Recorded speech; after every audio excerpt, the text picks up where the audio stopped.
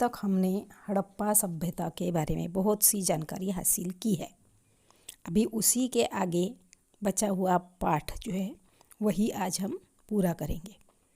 अब कल हम उसके पहले हमने रॉ मटेरियल को लाने के लिए जो भी स्ट्रैटेजीज हड़प्पन सिविलाइजेशन के लोगों ने अपनाई थी उसके बारे में अध्ययन किया था। अब ये लोग हमारे देश के साथ साथ बाहरी देशों से भी कुछ रॉ मटेरियल आयात करते थे, इंपोर्ट करते थे। ये सभी अभी रिसेंट जो आर्कियोलॉजिकल फाइंड्स उन्होंने किए हैं उसी के आधार से प्रोबेबली ऐसा कहा जाता है कि कॉपर या तांबा जो है वो ओमान नाम के एक देश से या एरिया से लाया जाता था। और ये सभी बातें उसी के साथ साथ जो रासायनिक केमिकल एनालिसिस है उसी के आधार से भी ऐसा कहा जाता है कि ओमानी कॉपर में और हमारे हड़प्पन का कॉपर में जो निकल के अंश मिले हैं उसी के आधार से ऐसा कहा जा सकता है कि दोनों का ओरिजिन जो है कॉमन है।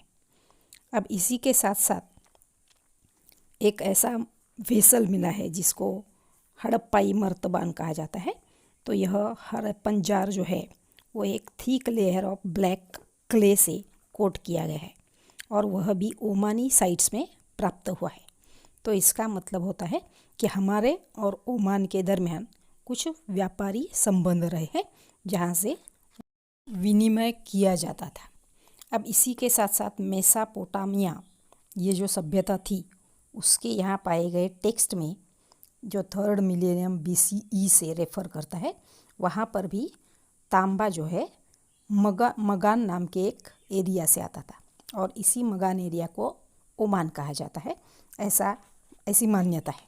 तो इसी प्रकार से इन दोनों में यानी मगान, हड़प्पा और मेसोपोटामिया इनके बीच व्यापारी संबंध थे।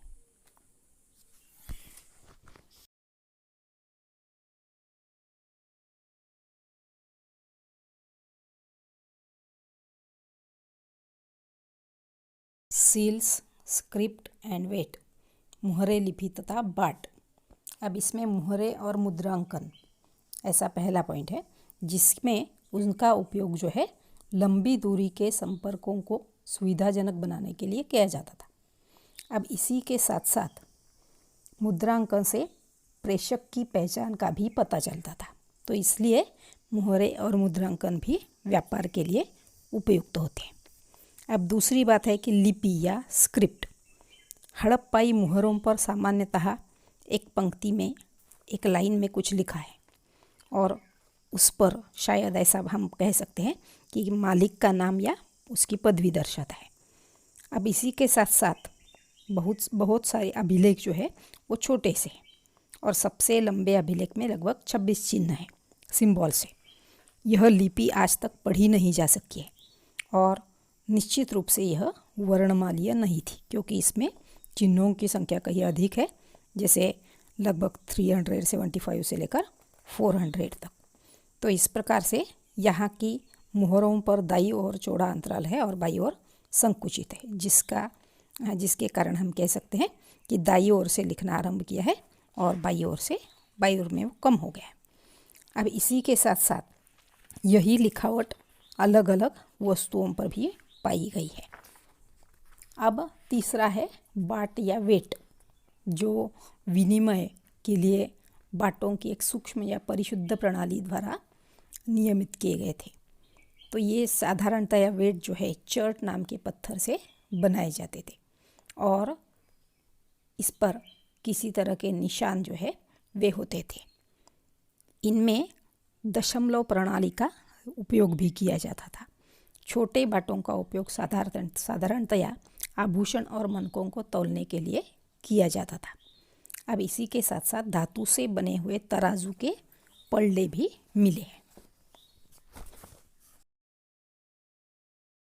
The end of the Harappan civilisation या इसी सभ्यता का अंत कैसे हुआ उसके बारे में आगे के इस भाग में हम चर्चा करेंगे।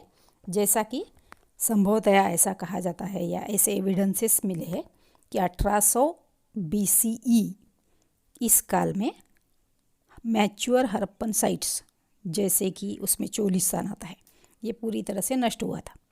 और उसी के साथ साथ दूसरी तरफ गुजरात, हरियाणा और वेस्टर्न उत्तर प्रदेश के कुछ सेटलमेंट्स जहाँ पर पॉपुलेशन बढ़ा था, यानी परस्पर विरोधी घटनाएं यहाँ पर दिखाई देती है। अब उसी के बाद कुछ फ्यू हड़प्पन साइट्स जो है वो 1900 BC के बाद इनमें कुछ ट्रांसफॉर्मेशन दिखाई देता है, जैसे मटेरियल में ट्रांसफॉर्मेशन है। अब इसी के साथ साथ वहाँ पर जो आर्ट या क्राफ्ट वर्क होता था उसमें भी कुछ मात्रा में चेंजेस आते हुए दिखाई देते हैं, या क्राफ्ट स्पेशलाइजेशन जो है वो भी धीरे धीरे नष्ट हुआ है, डिसअपियर हुआ है, ऐसा दिखाई देता है। जैसे वेट्स है, सील्स है, या स्पेशल बीड्स है, या राइटिंग है, लॉन्ग डिस्टेंस ट्रेड है, तो ये सभी बातें जो है वो डिसअपियर हुई है।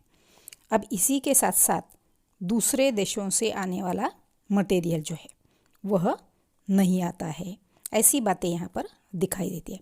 उसी के साथ साथ हाउस कंस्ट्रक्शन टेक्निक जो है वो भी वहाँ पर नहीं रहा है। इसका मतलब है कि धीरे धीरे ये हड़प्पन सिविलाइजेशन जो है या हड़प्पाई सभ्यता जो है वो नष्ट हुई है। अब इसके पीछे क्या कारण होंगे या यह बदल जो है वो क्यों हुए होंगे, तो बहुत सारे हमारे जो साइंटिस्ट है या हमारे जो पुरातत्ववेत्ता है वो कहते हैं कि उसके लिए बहुत सारे कारण सहायक होंगे।